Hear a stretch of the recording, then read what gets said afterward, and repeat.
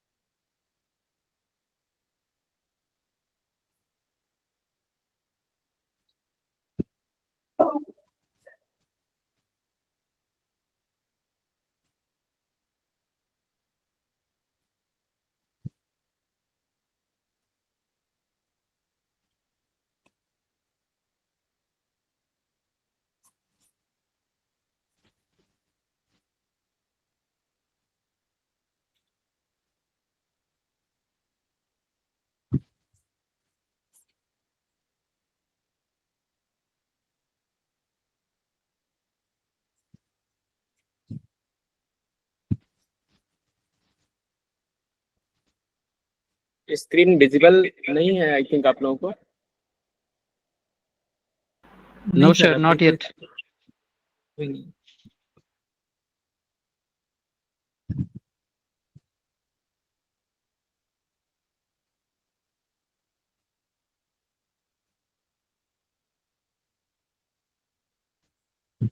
अभी sir clear, अभी sir visible है।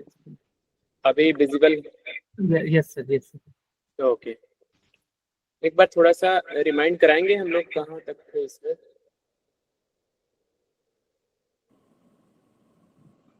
सर हेयरिंग लॉस कब हुआ था? हेयरिंग लॉस बाइटोकॉर के बाद। Page number 18।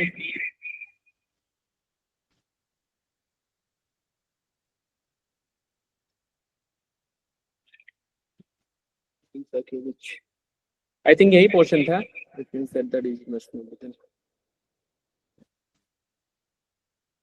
Yes sir.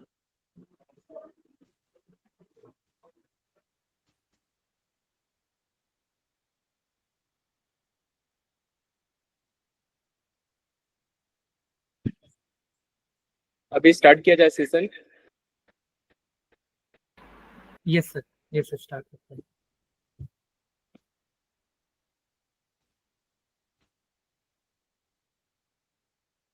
Okay,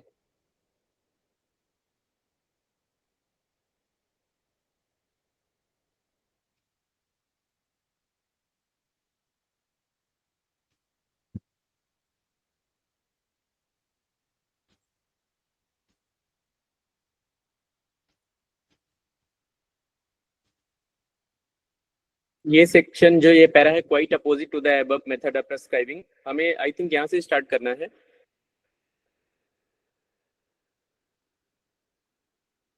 hello hello sir यहाँ तक खत्म हुआ था हेयरिंग। ये क्वाइट से स्टार्ट करना है यहीं से ना। जो पेज के लास्ट में जी सर, ये पेज के लास्ट तक हो गया था, उसके आगे वाले पेज से कंटिन्यू करना।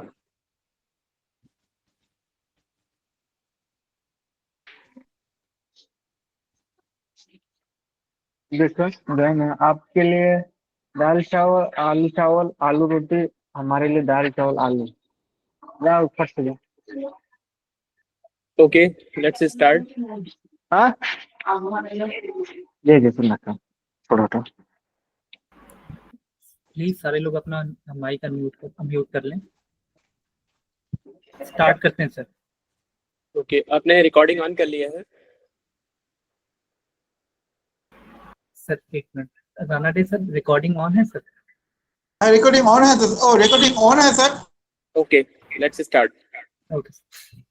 So quite opposite to the above method of prescribing, we must know that in according with the tenets of the classical homeopathy, the medicines prescribed on uncommon, rare and peculiar symptoms presenting to anyone or more organs of the body, including the mind and conforming to a totality of symptom, as for results it expects the disease to take a particular direction, that is as is required of it by Hering's law of cure.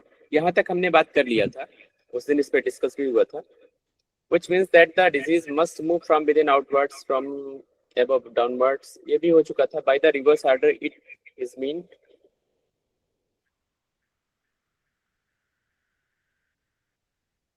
that all the disease from which a person has suffered up till now.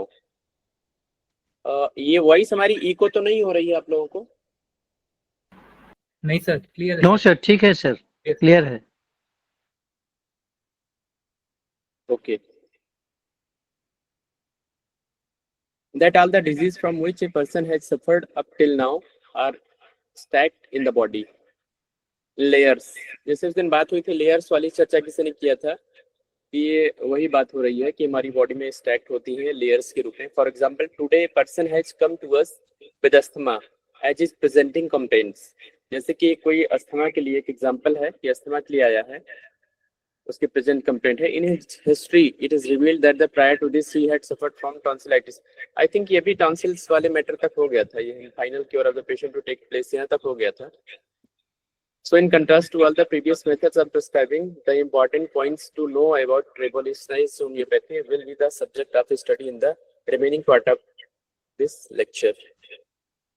Okay, मतलब इसके contrast में जो हमें prescription अपना करना है revolutionized method से, तो इसका कंपैरिजन यहाँ बताया गया है. बाकी आगे के लेक्चर में देखते हैं. As in the example given above, we have seen the medicine was prescribed and common but present predominating and persisting symptom of the mind. Cycle method में सबसे इम्पोर्टेंट है कि हमें ट्रिपल पी को ध्यान में रखना है, इसी पे बेस्ड हमें प्रिस्क्रिप्शन अपना करना है. तो जो प्रेजेंट सिचुएशन है, थोड़ा इससे पीछे बात भी हुई थी कि प्रेजेंट सिचुएशन पेशेंट की जो चल रही है वही लेना है. इनिशियली जो बाकी और सिस्टम में या पहले हम करते थे कि शुरू से पूरी हिस्ट्री स्टार्ट कर लेते हैं, तो हमें ये न करके प्रेजेंट सिम्टम है उसको लेना है. और बाकी जो प्रीडोमिनेटिंग मतलब कि जो चीज मतलब ओवर पावर करे किसी चीज को, बहुत ज्यादा जोर देके वो चीज बोल रहा है.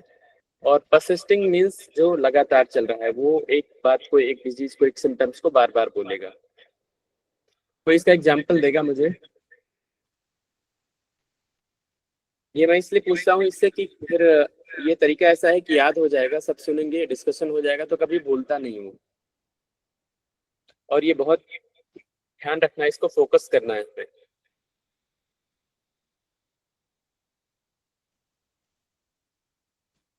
प्लीज आप लोग बताएंगे, कोई बताए? इससे हमें लगेगा कि हम एक साथ जुड़े हुए हैं, नहीं तो वन वे टॉकिंग लगेगी.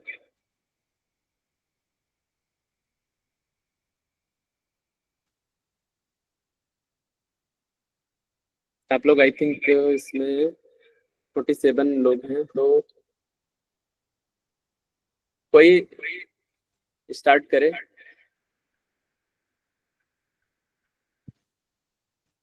कोई नहीं बता रहा है इस बात को. सब लोग यहाँ प्रैक्टिस माइंड सिस्टम पे ही करते हैं, तो आई थिंक कोई तो बताए.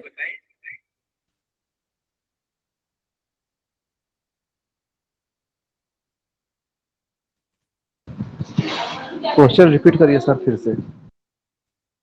मतलब जो प्रेजेंट है, प्रीडोमिनेटिंग है, परसिस्टिंग सिम्टम्स हैं माइंड के, इनका कोई एग्जांपल, एक लाइन का, 2 लाइन का एग्जांपल. जैसे आप केस देखते हैं तो आप कैसे लेते हैं, बस इसका एग्जांपल देना है. इस तरीके से याद रहेगा, कभी भूलेगा नहीं. और ये बेस्ड है, इसी पे बेस्ड है ये साइकिल मेथड.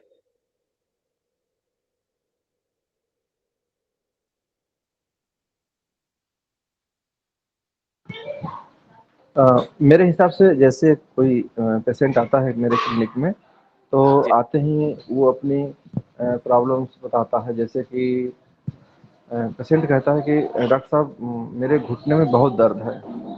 तो जो वो बता रहा है वो उसका प्रेजेंट अभी बताना चालू किया है.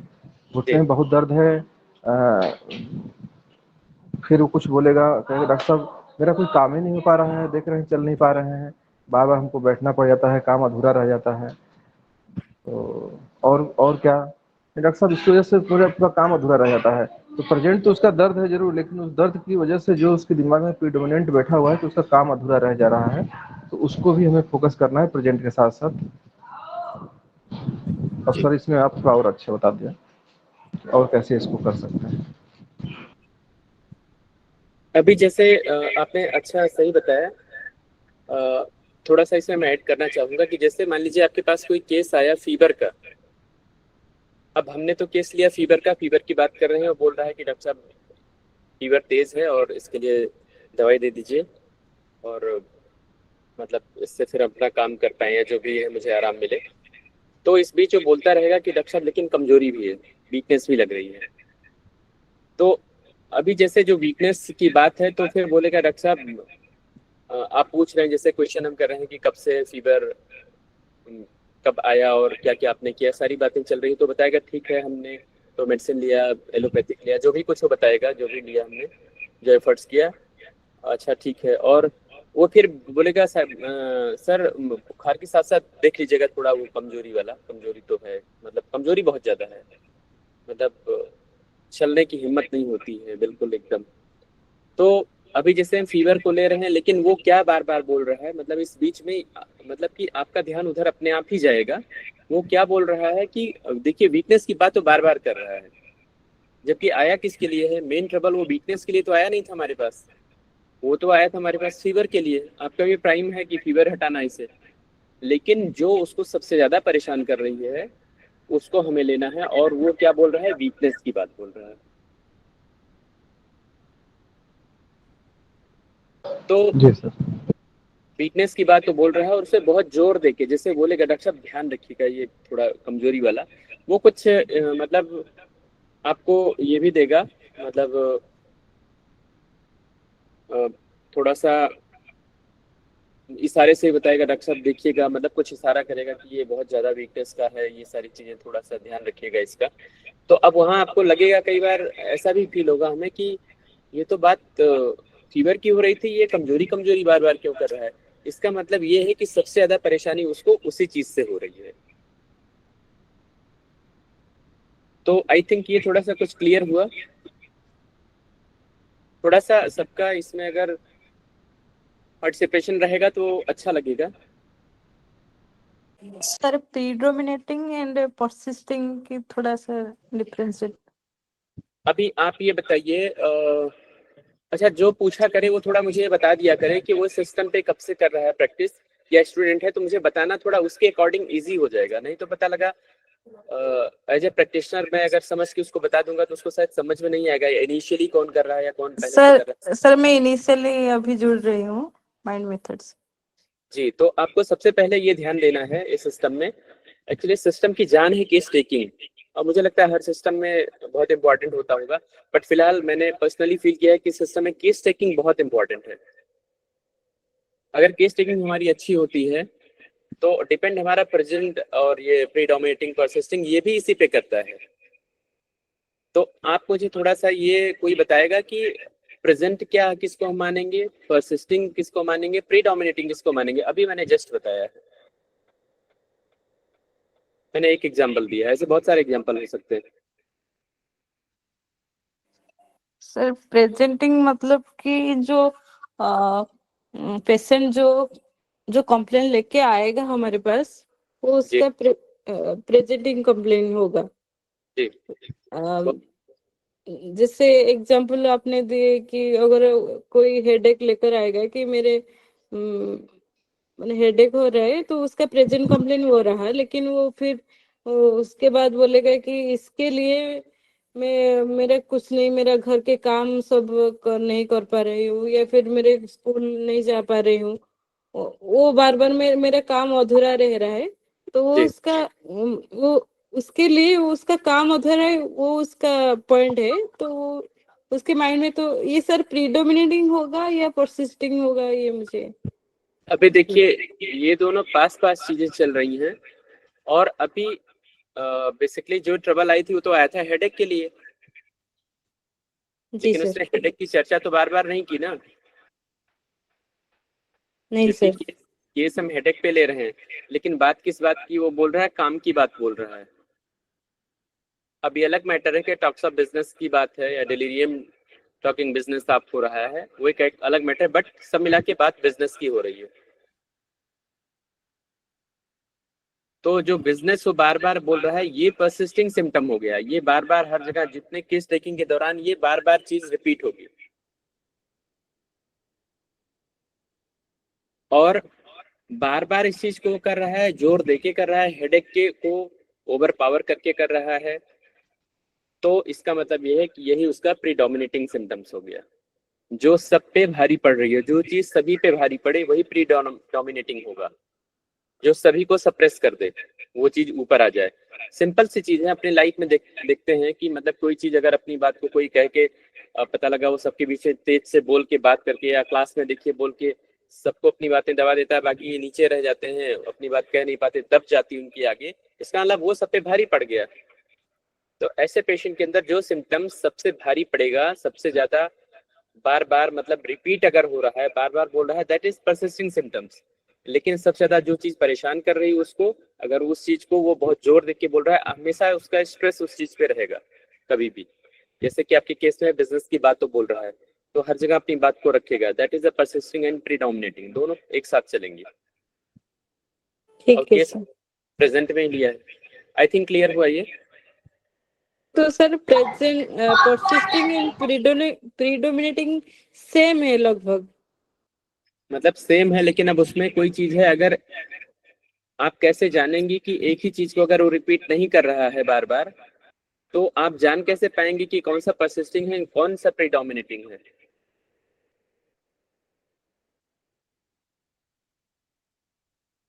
बताइए जी सर। कैसे आप इसमें डिसाइड कर पाएंगे प्रीडोमिनेटिंग क्या है, परसिस्टिंग क्या है? जैसे ये हो सकता है कि दोनों में से क्योंकि अभी आपने क्लियर समझा नहीं, उसने बिजनेस की बात तो काम की बार बार की, जी सर। लेकिन काम की बात को जोर नहीं दे रहा है।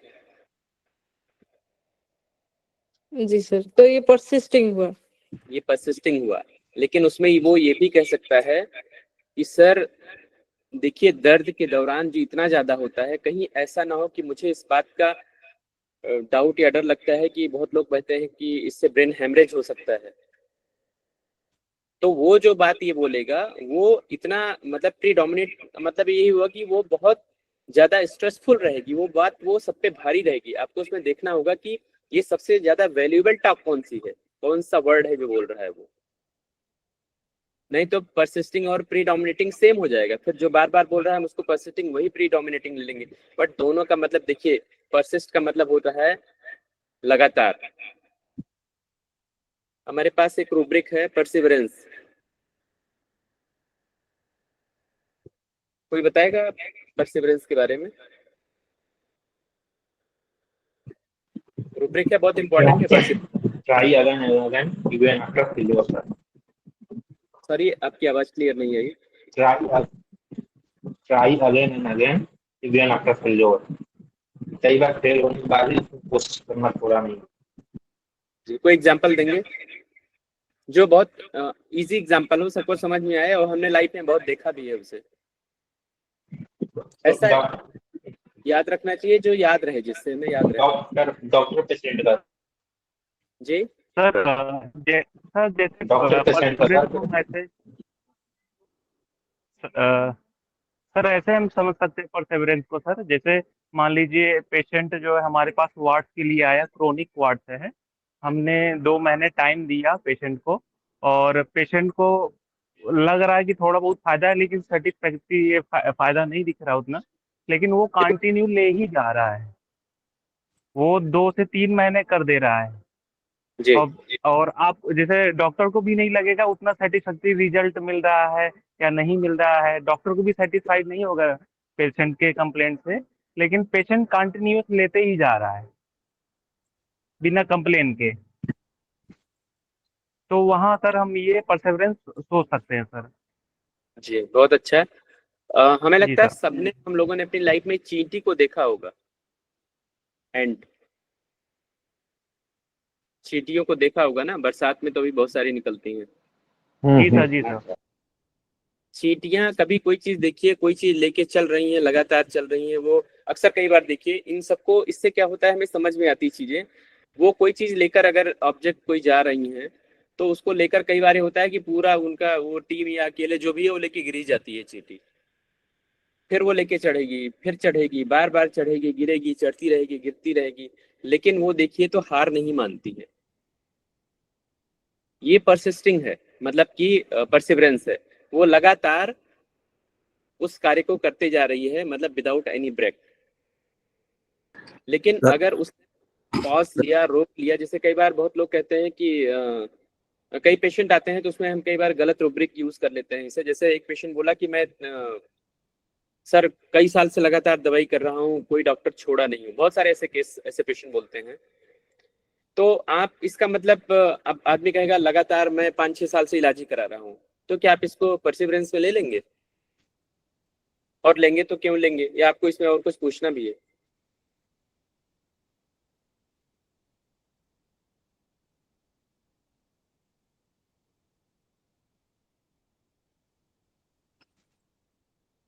बताइए, ये काम की चीज है, क्या पूछना है, इससे आपको फिर प्रैक्टिस में मदद मिलेगी।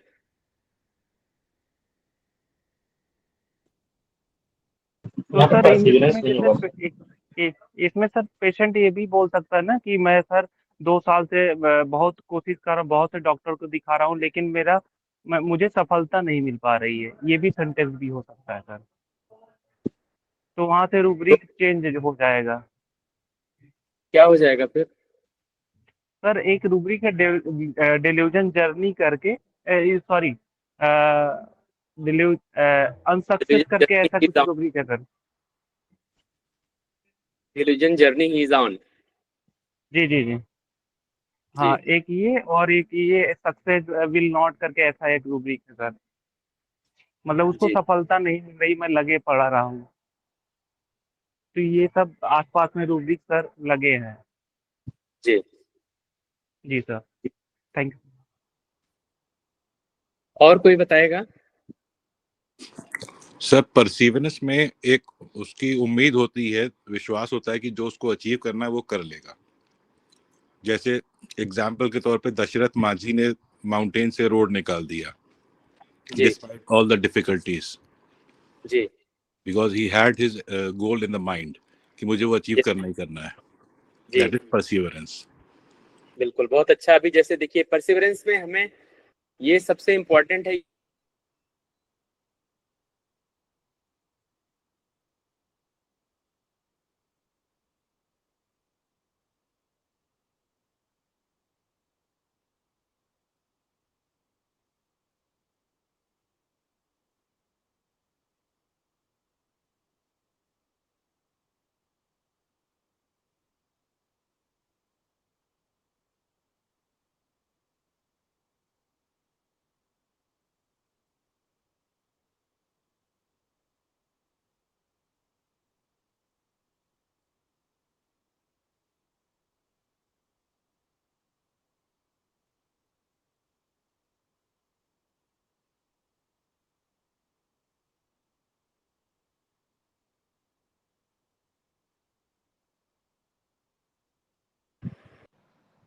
हेलो, हाँ सर। हाँ डिस्कनेक्ट हो गया था, सॉरी इसके लिए। तो अभी जैसे परसिवरेंस, अभी आपने बहुत अच्छा एग्जांपल दिया दशरथ माझी का। तो क्या कभी ऐसा हुआ कि दशरथ माझी ने काम शुरू किया हो और फिर बीच में 1 महीने, 15 दिन का, 10 दिन का या ब्रेक ले लिया, उसके बाद फिर बोले होंगे अब फिर से हम शुरू करते हैं लगातार? नहीं, वो कंटिन्यू किए थे। कंटिन्यू। ऐसे चींटी को आपने देखा होगा कि वो ऐसा नहीं कि गिर गई तो सोचती होगी कि चलो दूसरा काम कर लेते हैं फिर बाद में। अक्सर आप इस चीज को ध्यान में, क्योंकि रूब्रिक्स फिर हम गलत लेते हैं, मेडिसिन सही नहीं आती है, तो फिर ये होता है कि सिस्टम वर्क नहीं कर रहा है, मतलब बहुत कुछ खास नहीं है। तो अक्सर हमें पूछना होता है, कई बार पेशेंट पूछिए आप उससे कि आपने पिछले 5 साल 8 साल से जो भी आप दवाई ले रहे हैं, 2 साल से, तो आप कंटिन्यू दवाई लेते जा रहे हैं या फिर मतलब आपने बीच में बंद कर दिया? अक्सर ये होता है, पेशेंट 3-4 लोगों को दिखाया, क्योंकि जनरली वो उनके दिमाग में होता है हमने 10 साल से शुरू किया है तो 10 साल से हम दवाई, अब बता देंगे 10 साल से ले रहे हैं, लेकिन हमें कंफर्म करना है अपने रूब्रिक्स को, मतलब कि प्लेस करने के लिए, यूज करने के लिए, कि परसिवरेंस है कि नहीं। तो वो परसिवरेंस ये है कि मैं 1 महीने कंटिन्यू किसी से या 4 महीने दवाई 5 महीने लिया, मुझे रिजल्ट नहीं आया, फिर मैं दूसरे डॉक्टर के पास गया और वहां मैंने स्टार्ट कर लिया। वहां भी मैंने कुछ दिन किया, रिजल्ट मुझे नहीं आया, फिर मैं तीसरे के पास चला गया। This is the perseverance. ये कंटिन्यू प्रोसेस है, मतलब उससे सक्सेस नहीं मिल रही है, फिर भी उस सक्सेस को अचीव करने के लिए कंटिन्यू वो एफर्ट्स कर रहा है। लेकिन अक्सर ये होता है पेशेंट कि एक जगह इलाज कराए 1 आध महीना, फिर 10 दिन छोड़ दिए, फिर सोचे, फिर किसी ने बताया, कोई बताया, तो फिर वो कंटिन्यू ट्रीटमेंट के लिए वहां जाते हैं। आप लोगों ने इस पे ध्यान दिया है? क्योंकि मैंने कई बार ऐसे परसिवरेंस शुरू में लगाया लेकिन रिजल्ट नहीं आया, तो हमें लगा ये रूब्रिक पता नहीं, पेशेंट तो बोल तो रहा है, लेकिन वो इवन जब उसको प्लेस कर रहे हैं तो वो मेडिसिन ही कट जा रही है जो बाकी सिम्टम बाकी रूब्रिक्स में आ रही है। आप लोगों ने इस चीज को महसूस किया है अपनी प्रैक्टिस में कभी कि ये सिचुएशन आती है? जी सर। तो इसका मतलब फिर हम वहाँ रूब्रिक्स को प्लेस कर रहे हैं, परसिवरेंस को तो रॉन्ग है फिर। जी जो मीनिंग हमें बता रही है, हम उस मीनिंग के थ्रू अगर जाएंगे, समझेंगे, तो परसिवरेंस का जो रियल मीनिंग है उसके अनुसार हम जाएंगे तो राइट रूब्रिक्स प्लेस होगा। अक्सर हम रूब्रिक्स को पेशेंट के वर्जन में, कई बार ये होता है अक्सर कि जो हमें नॉलेज होती है, जो हमें मालूम है, मीन्स कि जैसे जो फ्रेम हमें आइडिया है, तो जो फोटोग्राफ हमें मिलता है, तो हम क्या करते हैं, उसी फ्रेम में काट पीट के उसको एकदम सेट करने का प्रयास करते हैं। क्वेश्चन भी पेशेंट से कई बार वैसे ही करते हैं कि जिससे पेशेंट को, मतलब अब हमें दूसरा विंडो पता नहीं है, तो हम तो खींच खाच के हम सोचते हैं कि जो हमें देना है मेडिसिन, उसी तरीके से हम क्वेश्चन करने लगते हैं।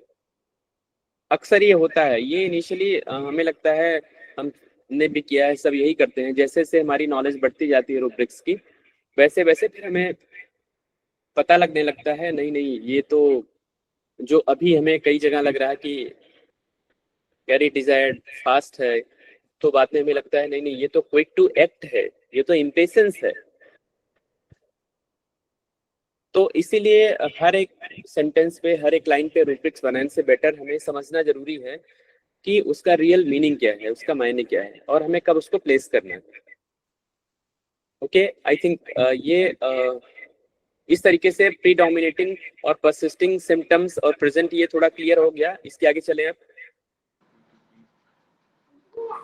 हाँ सर, क्लियर हो गया। अब अगर ये लग रहा है कि इसके हिसाब से बुक्स सीरीज पूरी कवर होने में बहुत टाइम लगेगा, अगर ये बेटर वे है तो मैं यही चलूं, और या तो अगर इसको पढ़ के खत्म करना है तो फिर, क्योंकि कई बार नहीं तो कुछ लोगों को ये लगे कि ये तो खत्म ही नहीं होगी, लेकिन मुझे लगता है ये अच्छा है सर। नहीं सर, ये प्रोसेस ठीक है सर, समझने के लिए ठीक है सर। टाइम थोड़ा लग सकता है लेकिन समझ आता है सर पूरा ठीक से। बिल्कुल, क्योंकि हम अल्टीमेटली नॉलेज के लिए इसको पढ़ रहे हैं कि जो हमारे काम आए, और ये हमेशा प्रैक्टिस में काम आएगी। Okay, thereafter the mental symptoms were balanced and a nasal discharge started, and ultimately healing in the particular organ here took place. तो इस तरीके से अगर जब राइट सिमिलम दिया जाएगा तो कहीं कहीं कोई भी जो टॉक्सिन्स है किसी भी फॉर्म में आउट होगा। वो ये पीछे इस पे चर्चा हो भी चुकी है कि नजल डिस्चार्ज हो सकता है, मतलब जो जिस पार्ट में जो डिजीज पार्ट होगा वो उस तरीके से वहां से वो स्टार्ट होगा। अपर पार्ट में है अगर स्टमक के हमारे, तो फिर बलगम के रूप में आउट हो सकता है, नजल डिस्चार्ज हो सकता है, वॉमिट हो सकता है। लोअर पार्ट में है तो लूज मोशन हो सकता है। यूरिनरी ट्रैक्ट से रिलेटेड कहीं है तो एक्सेस यूरिन हो सकता है। अगर स्किन में कहीं है, या फिर अगर डिप्रेशन का केस है तो छोटे छोटे फोड़े खून से निकल सकते हैं, और एक्सेसिव स्वेटिंग हो सकती है। और कई बार इस केस में, डिप्रेशन वाले केस में, एक्सेसिव एंगर, इरिटेशन भी हो सकता है। तो cold cough, vomiting, fever, loose motion, ये सब चीज तो हमेशा ऑलवेज ये ध्यान रखना चाहिए, पेशेंट को बता भी देना चाहिए। नहीं तो पेशेंट को लगता है कि अब ये स्टार्ट हो गया है तो डॉक्टर ने अब हमें बताना शुरू किया है, तो उस चीज पे फेथ थोड़ा कम हो जाता है उसका। तो यही यहाँ बात है कि ये पार्टिकुलर ऑर्गन में तो हमें पता होना चाहिए। कई बार पेशेंट पूछता है कि डॉक्टर साहब हमें क्या हो सकता है, तो अगर बाई चांस उसे साइनस या अस्थमेटिक कोई ट्रबल्स है तो आप ये बोल दीजिए कि मे बी पॉसिबल, हालांकि पक्का नहीं होता है कि क्या हो सकता है, बट मे बी पॉसिबल है कि आपको रनिंग नोज हो जाए। तो मतलब जो बलगम है उसका वो ढीला होकर के वाटरी टाइप में वो आउट हो सकता है, तो उसको थोड़ा सेटिस्फेक्शन मिलेगा और हमें पहचान में पता भी लग जाएगा हाँ ये राइट है। A question which will be obvious is, मतलब इस तरीके का क्वेश्चन जो है ऑब्वियसली आना भी चाहिए और बनता भी है। What role has the medicine actually played in this case, कि मेडिसिन का इस केस में रोल क्या है। इससे हम बेटर वे में समझ सकते हैं कि हमारी मेडिसिन का एक्शन कैसा है। It is suppressive, right way में हो रहा है एक्शन, ये एलिमिनेट कर रही है। एलिमिनेशन, एलिमिनेशन के बाद ही एलिमिनेशन स्टार्ट होता है। तो इससे हमें समझ में आ जाएगा हम राइट ट्रैक पे हैं या रॉन्ग ट्रैक पे हैं। By stabilising discharges from the body and then affecting a cure, इस तरीके से धीरे धीरे जब टॉक्सिन्स एलिमिनेट हो जाएंगे फिर एजिमुलेशन स्टार्ट हो जाएगा, तो वेलबींग बढ़ती चली जाएगी। तो ये हमें पता लगेगा कि it is the right way. Here it will be out of the scope of this work to go into details of the accumulations of secretions deposited in the body. कई बार ये भी हो सकता है, कुछ लोग पेशेंट आके बोलते हैं कि कहते भी हैं कि डॉक्टर साहब अभी तो 3-4 महीने हो गया, हमें तो अपने जो बताया था कुछ निकला नहीं, ना फीवर हुआ, ना लूज मोशन, ना कोल्ड कफ, कुछ भी नहीं हुआ। तो इससे आप अपनी सेफ्टी के लिए, क्योंकि ये पक्का तो है नहीं कि हमें कब आएगा, तो इसका जो लॉजिकल वे है आप बोल सकते हैं कि जब आपकी बॉडी की इम्यूनिटी डेवलप होगी तब उसके बाद ये डिस्चार्जेस स्टार्ट होंगे। ऐसा नहीं कि मेडिसिन हमने दिया स्टार्ट हो गया। तो ये में भी एनी टाइम हो सकता है, तो आपको घबराने की जरूरत नहीं है। और होता भी यही है, जब वाइटलिटी पुश होती है और इम्यून डेवलप होता है तभी जो चीज हमारे बॉडी में वेस्ट है वो आउट होती है। और वो आउट हुई, ये देखिए इतना इंपॉर्टेंट और इतना वाइटल, इतना ब्यूटीफुली ये होता है कि जब हमारी बॉडी उस मोड में आ जाती है तभी ये चीज स्टार्ट होता है। और जब लगता है कि प्रॉब्लम ज्यादा है, अगर उसमें मेडिसिन हम अगर राइट पोटेंसी दे रहे हैं तो ये बहुत ही स्मूथली होता है। और अगर जहाँ पे ये लगे, अब हम कैसे जानेंगे कि ये राइट है कि रॉन्ग है, अगर वाइटल फ्लूइड बॉडी से आउट होगा तो पेशेंट को वीकनेस बहुत ज्यादा, मीन्स वो बेड की तरफ बढ़ना शुरू हो जाएगा, डाउन होगा। जब डाउन होगा इट मीन्स रॉन्ग मेडिसिन है, कहीं ना कहीं ये मेडिसिनल एग्रावेशन या डिजीज का एग्रावेशन है। तो हमें ये देखना है कि ये एलिमिनेशन है या नहीं है। इस चीज को बहुत अच्छे से हमें ऑब्जर्व करना, नहीं तो इसमें कई बार केस खराब भी हो जाते हैं। which need to be eliminated from where and how they originate and accumulate, मतलब कौन सी चीज कहाँ पे है, किस फॉर्म में है, कहाँ पे accumulate हुई है, वो उसी फॉर्म में उसी तरीके से आउट होगी। इसका हमें ध्यान रखना है और इसे जानना जरूरी है। and how they become the cause of the disease, और इस तरीके से कोई भी चीज जमा होके इकट्ठा होके कैसे बीमारी बन जाती है ये भी हमें पता लगता है। अभी मान लीजिए एक बॉयल्स हो गया, फोड़ा हो गया बॉडी के किसी पार्ट में कहीं भी, अगर उसका पस डिस्चार्ज नहीं हुआ है तो क्या होगा, वो तो सड़न शुरू हो जाएगी, किसी भी फॉर्म में वो कोई भी रूप ले सकती है, डेंजर मोड में लीड कर सकती है। And what exactly could be the relationship between the over stocked secretions which we have termed elsewhere as toxins and which become the cause of disease. तो इस तरीके से टॉक्सिन्स अगर आउट नहीं हुआ, जमा रह गया कभी कभी, तो वो बीमारी की तरीके से हो जाती है। जैसे कि एग्जाम्पल के तौर पे अगर किसी को डिप्रेशन की ट्रबल है, डिप्रेशन की प्रॉब्लम अगर आ गई है, तो इनिशियली तो नॉर्मल उसका मूड स्विंग, थोड़ा सा इरिटेशन, चिड़चिड़ापन ये लगेगा, लेकिन बाद में वो लीड कर सकती है कि वो सुसाइडल अटेम्प्ट कर सकता है। तो धीरे धीरे वो टॉक्सिन्स की इंटेंसिटी कितनी ज्यादा हो रही, कितना वो अंदर में सप्रेस्ड हो रहा है। इसलिए कहते हैं कि चाहे कोई स्ट्रेस, कोई ट्रबल हो, अगर हम उसको बोल के निकाल देते हैं, और हमारा जो एफर्ट्स होता है बेसिकली केस टेकिंग के दौरान बहुत सारी चीजें इस पे होनी चाहिए कि पेशेंट जो हमारी केस टेकिंग है 50% पेशेंट को रिजल्ट तो उसमें आ जाता है कि हमें हो सकता है कई बार पेशेंट ये भी बोले डॉक्टर साहब ये तो आज तक मुझसे किसी ने पूछा ही नहीं था, जो चीज आपने पूछा इसको कई बार आप चेक करके भी दे सकते हैं। मैंने कई 1-2 बार ऐसा करके देखा भी है। एक पेशेंट का मैंने केस लिया था, मतलब दिल्ली में, उसको कुछ ट्रबल थी बहुत ज्यादा सीवियरली और बीपी बहुत हाई था, मतलब मुझे भी उम्मीद नहीं थी कि वो 200 से और आई थिंक 35 के आसपास एज थी फीमेल की। और इश्यूज ये था कि वो अपने फादर इन लॉ के साथ आई थी। तो एक अब इस पे हमें क्वेश्चन ही हमारे लिए जरूरी होता है ये सब पे ध्यान कि कौन से रिलेशन में कौन लेके किसको आया है, ये बहुत वाइटल होता है, अदरवाइज हम कई बार राइट रेमेडी तक नहीं पहुंच सकते हैं। तो मैंने हायर बीपी उसका जब देखा था तो बहुत ज्यादा, मतलब इतना ज्यादा था कि 200 से अबव जा रहा था। मुझे लगा मशीन कहीं खराब तो नहीं है, तो मैंने पूछा कि क्या बात है, तो मैंने फादर इन लॉ को उनके बाहर भेज दिया। मैंने कहा आप बाहर बैठिए, मुझे पूछना है थोड़ा, फिर मैं मेडिसिन दूंगा। तो पहले तो जाने में थोड़ा सा आगे पीछे कर रहे थे, लेकिन हाई प्रोफाइल का केस था वो, तो मैंने बोला कि नहीं आप बाहर बैठिए, थोड़ा मुझे जानना जरूरी है। तो मैंने पूछा अब आप ये बताइए कि ऐसे में सबसे इम्पोर्टेंट क्या आप पूछेंगे क्वेश्चन पेशेंट से, इतना बीपी है तो, और आप कोई मेडिसिन इमीडिएट नहीं दे रहे हैं, तो क्या हो सकता है, क्वेश्चन आप क्या करेंगे इस केस में इंटर करने के लिए? जरूरी नहीं कि हमेशा मेडिसिन ही हो सकती है, लेकिन यह है कि आप एंट्री कैसे करेंगे, कोई बताएगा इस टाइप के केस में। बहुत अच्छा, मतलब ये केस में मैंने विदाउट एनी मेडिकेशन, कोई मेडिसिन दिए बिना, मैंने अगेन 15 मिनट बाद करीब जब बीपी चेक किया तो बीपी नॉर्मल हो गया था बिना कोई दवाई दिए। 100+ चल रहा था, 120 के आसपास चल रहा था डायस्टोलिक उस समय। इससे मैं ये सब चीजें जोड़ दे रहा हूँ इसमें, क्योंकि इसका पार्ट है। अगर ये नहीं होगा तो केस टेकिंग रॉन्ग हो जाएगी, और यही टॉपिक ये सब चल रहा है, तो आप इसमें पार्टिसिपेट करेंगे तो बेटर रहेगा।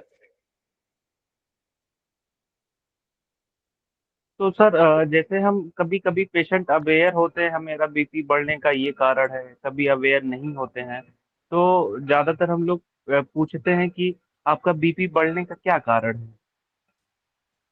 तो पेशेंट तो कहेगा डॉक्टर आप हैं, आप जानिए, हम आए ही आपके पास इसीलिए हैं। आप क्या करेंगे फिर? तो हम यही सर कि एड्रेस करते हैं कि प्रॉब्लम है कहाँ। जैसे लेकिन आपने बोला कि पेशेंट तो फादर इन जानता लॉ है आए थे। डॉक्टर से ज्यादा इंटेलिजेंट है, इसीलिए तो आया है। जी कई बार पेशेंट तो सीधा बोल देंगे डॉक्टर आप हैं, आप जानिए कहाँ से है, आप देखिए मैं आपके जी पास जी दवाई सर। लेने। ऐसे डायरेक्ट शार्प क्वेश्चंस कई बार आएंगे आपको, तो आपको खुद ही लगेगा बात तो सही कह रहा है, ये मेरा काम है, मुझे कहाँ से पूछना जानना है। अगर किसी क्वेश्चन का और ये भी देखना है कि कब कौन सा क्वेश्चन हमें करना है जो उसको मतलब लगे कि हाँ इसका रेलेवेंस है इसका। 46 लोग हैं, कोई भी इनिशिएट करे, ये बहुत इंपॉर्टेंट है इसमें। हम लोग पूछेंगे सर उनसे, उसका स्ट्रेस पूछेंगे। क्या पूछेंगे बताइए, ओपनली बताइए। कोई ना कोई टेंशन जरूर होगी उसके माइंड में जिसकी वजह से हुआ है। तो आप शुरुआत कैसे करेंगे, केस में इंटर कैसे करेंगे? इसलिए ऑब्जर्वेशन हमारी बहुत बहुत कीन ऑब्जर्वर हमें बनना है अगर केस को हमें लेना है तो। फिर बहुत रुब्रिक्स के मायने नहीं रह जाते, फिर आप मेडिसिन डायरेक्ट आ जाएगी। सर वो अपने हस्बैंड के साथ क्यों नहीं आई?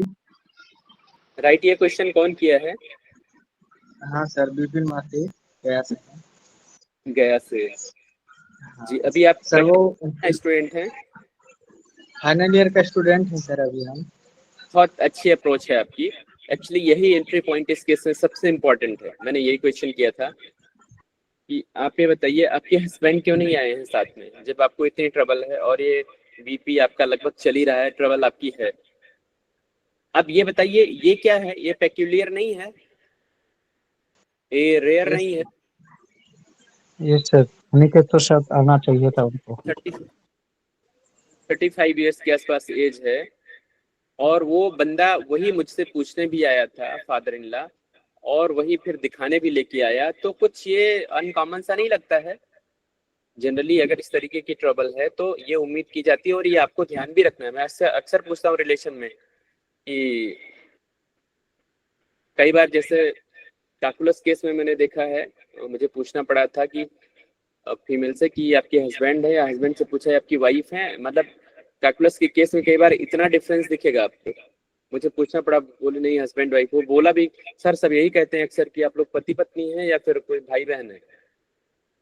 तो हालांकि केस टू केस से वेरी करता है, उस टाइप का केस होता है कई बार कैलकुलस के बारे में। तो ये सबसे वाइटल और एंट्री पॉइंट था कि आपके हस्बैंड क्यों नहीं आए। तो उसने कोई जवाब नहीं दिया और आंख से आंसू बह गए।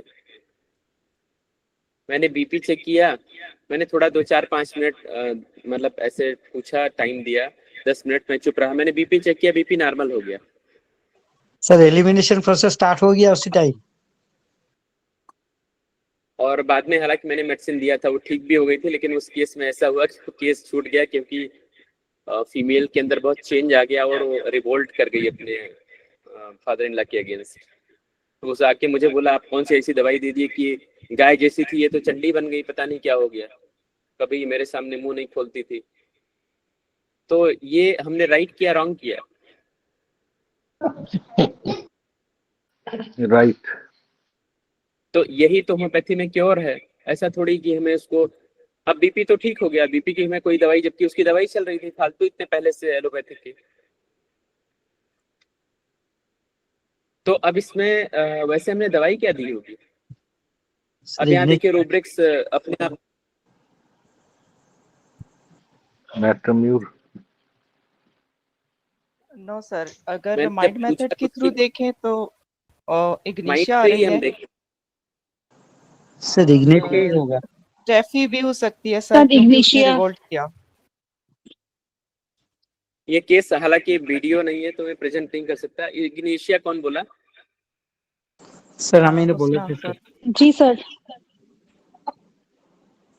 जी एक्चुअली ये बहुत अच्छा आपने, मिली ये मिली केस इग्लेशिया का था। और जी जी बहुत अच्छा डॉक्टर मिली आपने बोला। अब सर डॉक्टर प्रैक्टिस स्वपन पांडे भी बोले सर पहले। जी, ठीक है। मतलब ये क्रेडिट जो बोले सबको जाता है, लेकिन अब इसमें पूछने को रह नहीं जाता है। आपने देखा अब चूंकि इग्नेशिया की एक होता है पेशेंट, एक फील पेशेंट दिख जाता है, लेकिन जो उसका वे ऑफ टॉकिंग था, जैसे मैंने क्वेश्चन किया तो चुप रही। एक होता है ना कि जब कई बार आदमी रोना चाहे रो भी ना चाहे और छिपाना चाहे छिपा भी ना पाए, ये स्टेट इग्नेशिया की होती है। तो अब कई बार ये जरूरी नहीं कि ये पेशेंट हमारे पास आए तो हम उसको दवाई दे के ही ठीक करेंगे। कई बार पेशेंट बोलते भी होंगे ना, डॉक्टर साहब आपने तो वो चीज पूछ ली जो दुनिया में आज तक मेरे दर्द को कोई समझा ही नहीं। तो हमें उसी पिन को खींचना है जो जिस पिन से वो बीमार है, बस वही करना है। अब चाहे वो मेडिसिन के थ्रू कर दें या फिर आप अपने केस टेकिंग में क्वेश्चन से कर दें।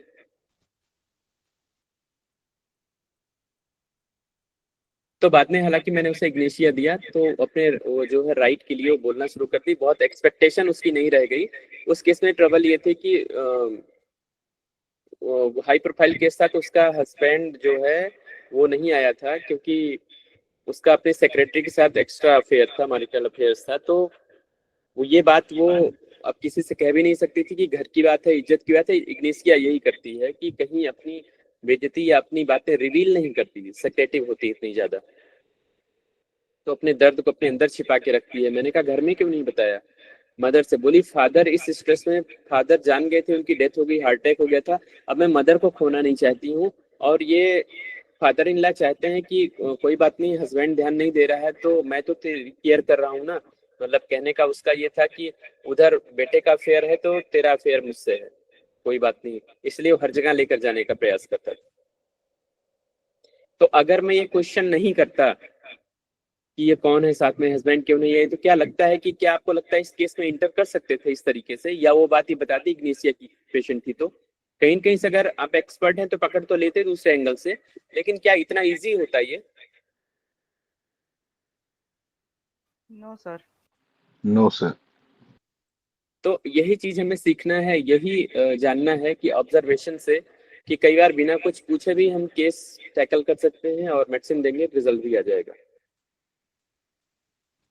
तो इसलिए बहुत यहाँ रूब्रिक की जरूरत फिर नहीं पड़ी, इसलिए ऑब्जर्वेशन और राइट टाइम पे राइट क्वेश्चन हमें पुटअप करना है। और अगर पेशेंट घुमा के हमें लेके जाए दूर कहीं तो हमें वापस अपने ही उसे रखना है आसपास कि जहां से हमें मेडिसिन मिलेगी।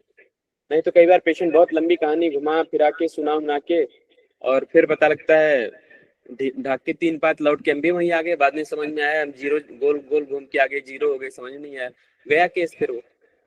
और ऐसी सिचुएशन अक्सर आती है, अगर आए तो आप लोग प्लीज ये ध्यान रखिए कि आप उसको प्लेसिबो देके भेज दीजिए, बट कोई मेडिसिन मत दीजिए अगर आपकी केस समझ में नहीं आया है तो।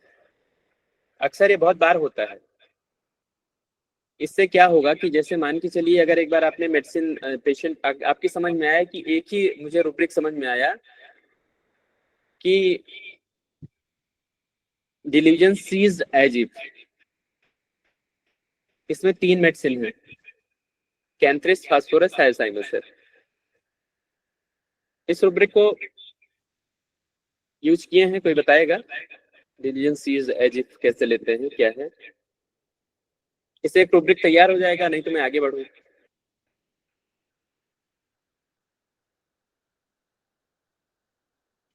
आप लोग पार्टिसिपेशन नहीं रहेगा तो मैं आगे बढ़ता बुक में चला जाऊंगा फिर।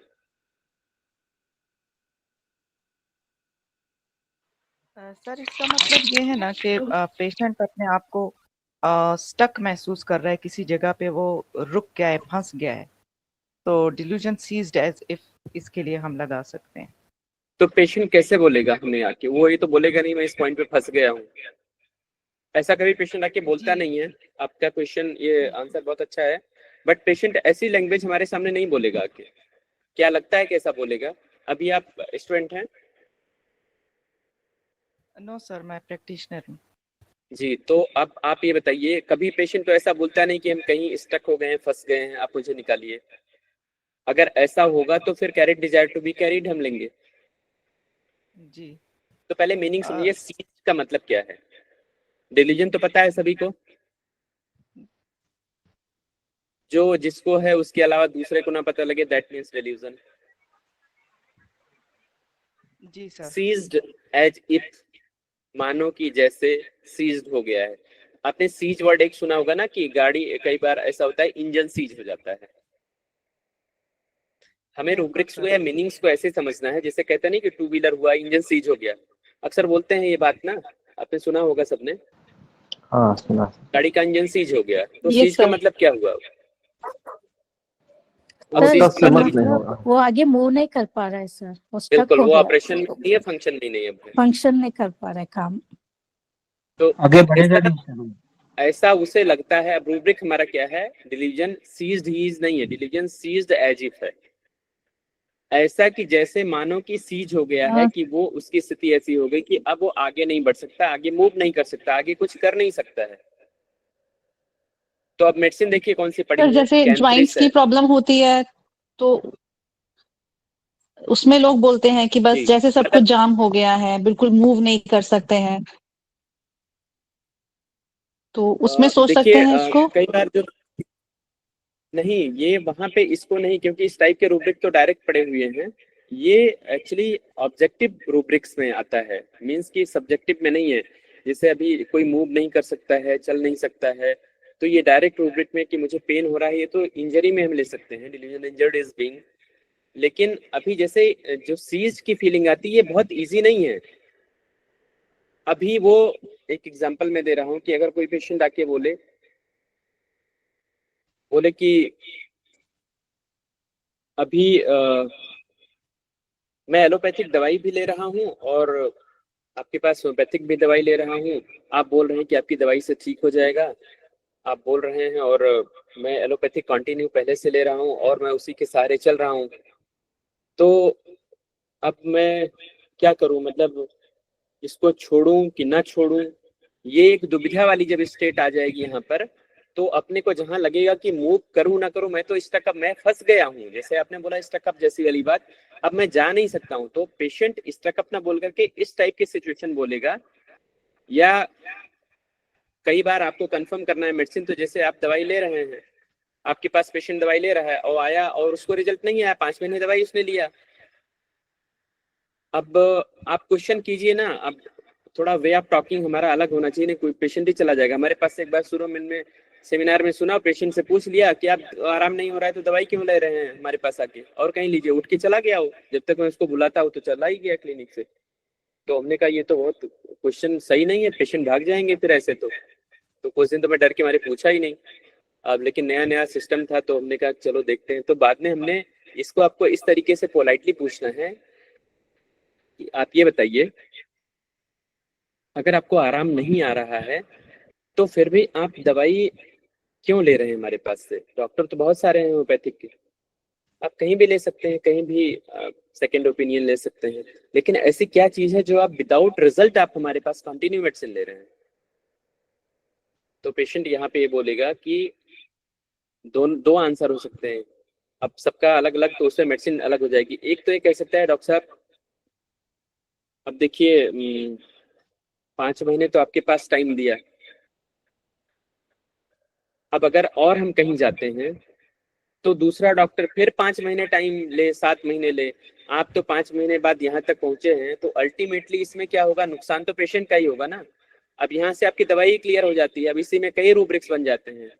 टॉक्स ऑफ बिजनेस की बात कर रहा है वो, और उसके बाद उसको ये लग रहा है कि अभी एटलीस्ट हम यहाँ पर, मेन तो टॉक्स ऑफ बिजनेस की बात है कि अभी हम यहाँ पे हैं और अगर यहाँ से हम आगे जाते हैं तो अब उसके मन में द्वंद्व चल रहा है कि मैं यहाँ से छोड़ूं कि आगे जाऊं, क्या करूं, कहीं ऐसा ना हो कि दूसरी जगह जाऊं तो फिर मुझे, ये वो अपने मन में सोचेगा, फिर आपसे बोल भी सकता है डॉक्टर साहब अब समझ नहीं आता कहाँ जाऊं, आप ही कहीं बताइए, अब ऐसे तो मुझे समझ नहीं आ रहा, बड़ी मुश्किल से ढूंढ के आपके पास आया था। तो अब ये रूब्रिक क्या बनेगा हमारा यहाँ पर, और मेडिसिन भी यहाँ क्लियर हो गई है, तो आप 3 मेडिसिन तो है सर में सर जी, तो इस तरीके से आपको फाइंड आउट करना है, मतलब कि फिल्ट्रेट करते जाना है कि मेडिसिन कैसे, क्योंकि इसी क्वेश्चन में उसका टॉक्स ऑफ बिजनेस हो गया, बिजनेस की बात उसने किया ना कि मैं जाऊंगा कहीं तो दवाई लूंगा तो नुकसान तो मेरा ही होगा इतने दिन तक, और दूसरे के पास जाऊं तो क्या गारंटी है इसकी कि वो इतनी भी ठीक दवाई दे सके। Bed remain in bed desire वाली सिचुएशन आ जाती है कि एटलीस्ट जहां हूं यहीं सही है, और जाऊं कहाँ, कहीं पे समझ ही नहीं आ रहा है, gesture groping as if in dark, और इधर सीज वाली सिचुएशन फंसा ही है कि अब ऐसे फंस गया हूँ, इधर जाऊं उधर जाऊं। तो अब आपके एक लाइन से देखिए मेडिसिन सारी क्लियर हो गई, रूब्रिक्स कितने बन गए। तो ये एक तरीके से आपके एक क्वेश्चन पे मेडिसिन ही क्लियर हो गई, बहुत सारे रूब्रिक्स की कोई जरूरत ही नहीं पड़ी। तो आपके क्वेश्चन पे केस टेकिंग पे डिपेंड करता है कि आप कैसे पूछ रहे हैं, कैसे जान रहे हैं। आई थिंक कुछ क्लियर हुआ इसमें, रिलीजन सीज डाइजिप। तो इस टाइप की जो फीलिंग सिचुएशन आएगी, सीज को हमें सीज को वहां लेना है, उसको लगे कि जैसे अब उसकी स्थिति, तो अब देखिए सीज तो हुआ नहीं, रिलीजन सीज ही तो रूब्रिक है नहीं हमारा। रिलीजन सीज एज इफ मतलब कि वो इस स्थिति में आ गया जैसे इंजन सीज हो जाता है, चल नहीं सकता, अपने आप जा नहीं सकता है बिना किसी सपोर्ट के, उसकी भी स्थिति ऐसी हो रही। इसलिए पूछ रहा है आपसे ना डॉक्टर साहब कहाँ जाऊं, आप ही बता दीजिए, किसको दिखा दूं। Are you getting it? Yes sir. तो अब ये बहुत इंपॉर्टेंट रूब्रिक है रिलीजन सीज डाइजिप, और तीनों मेडिसिन बहुत फ्रिक्वेंटली यूज होती है, जिसमें हाइस तो मोस्टली यूज हो जाती है, फास्फोरस भी आ जाती है, कैंथ्रिस है थोड़ा सा कि उसकी साइड अलग आ जाती है। तो रूब्रिक्स को जब अप्लाई करेंगे, यूज करेंगे, तो फिर बहुत अच्छे से उसे समझ सकते हैं। चलिए आगे बढ़ते हैं। To find an answer, to find an answer to the above question, one's attention is drawn towards those discharges which taken place from the natural outlets in the form of discharges as a matter of daily and natural routine. ये तो बात इससे पहले भी हो चुकी है, ये वही बातें हो रही हैं उसी मैटर पे। We observe in our daily life that the body demands something in the form of hunger, appetite or cravings, and in response to these demands it is fed up with material in the form of food and drink. It retains a part of it which assimilates in the body. अब ये वही बातें हैं, ये थोड़ा पहले भी चर्चा में हो गई है कि जब एलिमिनेशन प्रोसेस स्टार्ट हो जाएगा, टॉक्सिन्स आउट हो जाएंगे, तो ऑब्वियस सी बात है भूख लगेगी, वेलबींग होगी, हमें ये सब अच्छा लगेगा, कुछ खाने की इच्छा होगी, ये सारी चीजें डिमांड में आ जाएंगी। तो या जो भी उसमें खराब होगी, जो ठीक नहीं है, वो अपनी तरफ से, अपने आप उसकी तरफ से, उस तरफ से ध्यान हमारा हट जाएगा।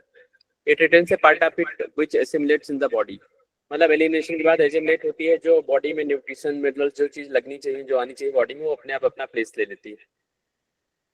And reject that reminder. We also see that these two major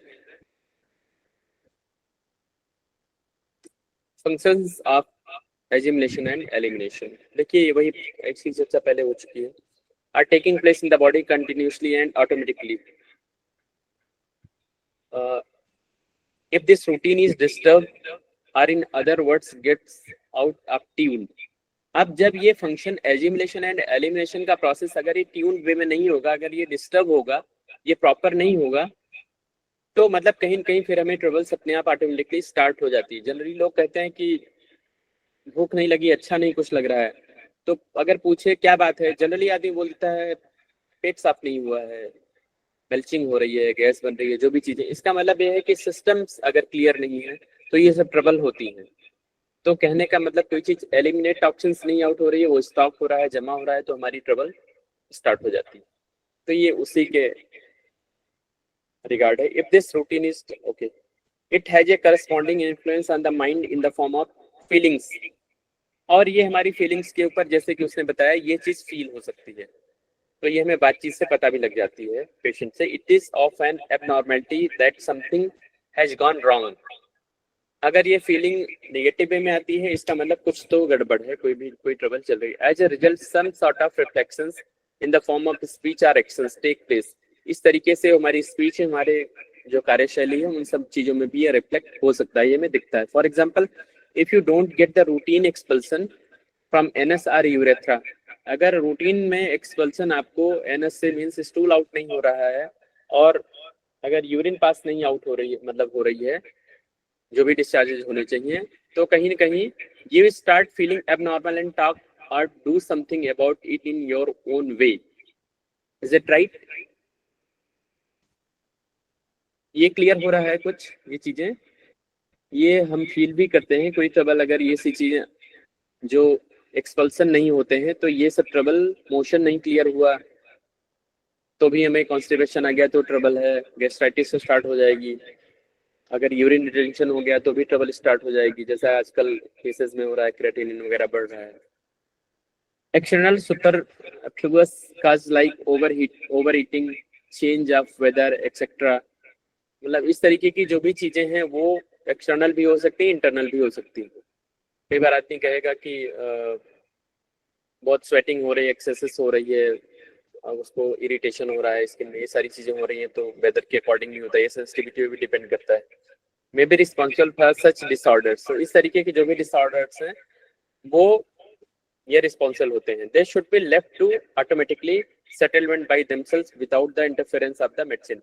तो आप राइट सिग्नल देने के बाद अगर ये सारी चीजें हो रही हैं, तो कहीं ना कहीं अगर राइट वे में हो रहा है तो हमें उसे इंटरफेरेंस नहीं करना चाहिए, वहाँ ओनली प्लेसिबो देना चाहिए, एसएल देना चाहिए, और उसको पेशेंट को बातचीत से मतलब कि एसएल दे करके उसका कंपोजर मेंटेन रहे, वो कॉन्फिडेंट रहे, और and natural methods restore to, अपने आप ऑटोमेटिकली ये सेटल हो जाता है। Such as fasting, simply missing a meal or two, or taking only comparatively light food. तो अक्सर कभी ये हो जाता है कि इस तरीके की ट्रबल कुछ होती है तो हम बोलते हैं कि आप थोड़ा सा खिचड़ी वगैरह खाइए, लाइट फूड लीजिए, तो अपने आप ये चीजें ठीक हो जाती हैं। तो ऐसे ही मेडिसिन में अगर मेडिसिन का कोई एक्शन हो रहा है तो ऑलवेज हमें ये नहीं करना है कि जो मेडिसिन अगर कोई दे रहा है, कोई बोल रहा है कि आप ये ले लीजिए, आप चेंज कर देते हैं। अभी कोई पेशेंट आया, बोला डॉक्टर साहब बहुत बढ़िया चल रहा था लेकिन कॉन्स्टिपेशन हो गया, तो अब अक्सर क्या होता है, वो इतना बार बोल देगा कॉन्स्टिपेशन, अरे सब छोड़िए कॉन्स्टिपेशन हो गया है, तो हम क्या करेंगे फटाफट, अगर वो इस तरीके के ले रहा है तो क्या हम रूब्रिक यहाँ बना लेते हैं कि वो तो छोड़िए डॉक्टर साहब जो आए थे, अभी तो फंस गया हूँ, अभी कॉन्स्टिपेशन से ही बुरा हाल है, पहले इससे बाहर निकालिए। क्या रूब्रिक बनेगा? Indifference recovery to indifference recovery about, indifference recovery. Very good. तो आप यहाँ उसको ये लेकर के फिर आर्सेनिक या जो भी दवाई आएगी, नेट्रम म्यूरेटिकम, वो दे देंगे, या और जो कोई आर्सेनिक और कैल्केरिया डाल है, फिर आप उसे आर्सेनिक मतलब दे देंगे, है ना? हेलो सर अगर पहले वाला दवाई से अगर अच्छा है तो फिर एसएल पर रखेंगे उसको जी। अगर आपकी जान खा रहा है, आके बोल रहा है कि नहीं नहीं मुझे तो बहुत बुरा हाल है, आप जो जिसके लिए है वो तो छोड़िए अभी, पहले तो अभी तो मेरी हालत ऐसी खराब है कि मैं इससे बाहर निकलूं, तो आप क्या करेंगे?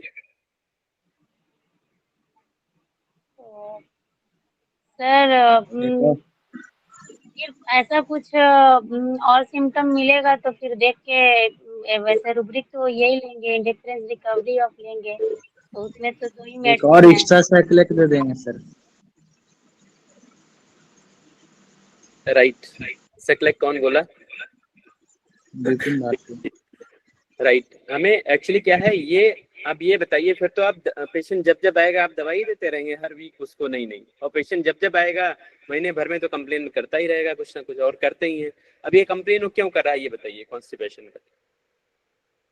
ये हम जो अभी चल रहा है सेशन, इसी का पार्ट है, ये बहुत डीपर इसमें